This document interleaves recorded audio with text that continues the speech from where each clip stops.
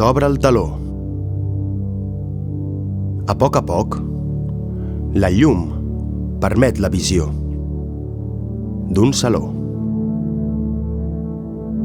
amb un fons al qual el color és donat gràcies a una sèrie de quadres en posició curvilínia. Com una onada dibuixen l'horitzó. Assegut a una butaca de color marró, s'intueix la mà d'un senyor que subjecta una pipa, mentre treu fum per totes les direccions. Davant seu una taula de vidre. També subjecta un vas de vidre, ple de licor. Li fa un glop. Aquell home s'aixeca i comença a sonar música que s'expandeix per tots els racons.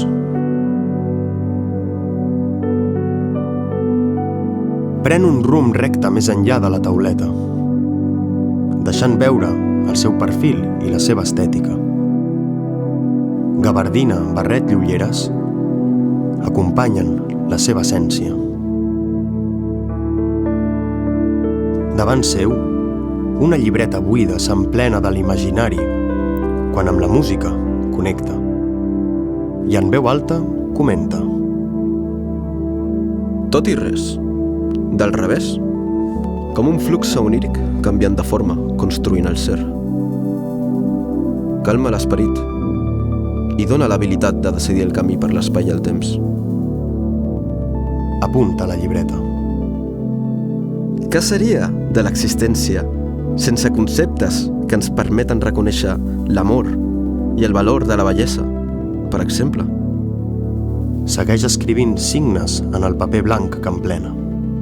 Deu ser això una idea que puc entendre gràcies a la imatge que la consciència projecta de forma inconscient a la llibreta, que em fa de reflexe. Tanca la llibreta i torna a seure's com si es fusionés amb aquell temple.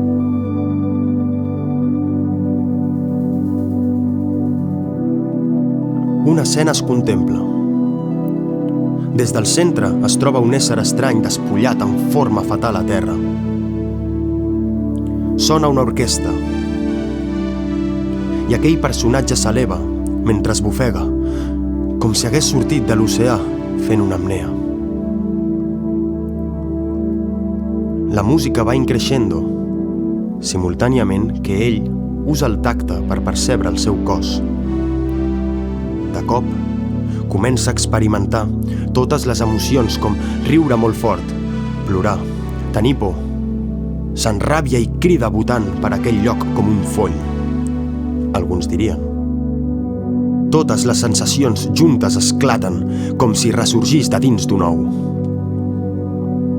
Sense sentit, es mou. Sense límits, fa sons. Apareix la llum del sol i expressa l'escalfor que rep amb gust i descontrol. No sap parlar en paraules. Les maneres d'adreçar-se als altres són extraordinàries. I ballant com les fades, descobreix la lluna i la seva màgia. Sona una flauta, imitant el moviment de l'univers, com els astres i les estrelles flotant pel firmament. Aquell so celestial deixa la pell vibrant i l'esperit en pau enlairant-se cap al cel. Apareix una nimfa molt bella, amb una capa de seda. Brilla com una espurna clara. Dolça i delicada, la seva mirada és com aigua baixant d'una muntanya. Ell es queda de pedra. S'acosten, mentre ell el rodeja fent-li carícies còsmiques. L'hipnotitza amb la mística de la música que ell explora quan es toquen. Vol expressar-se amb la boca, però ella li posa els seus dits suaus als llavis salvatges d'aquell infant, bestiola, jove i home. El llenguatge és la música i li entrega la flauta i unes pintures que com sorra formen dunes i es barregen entre elles creant figures que li serveixen de roba.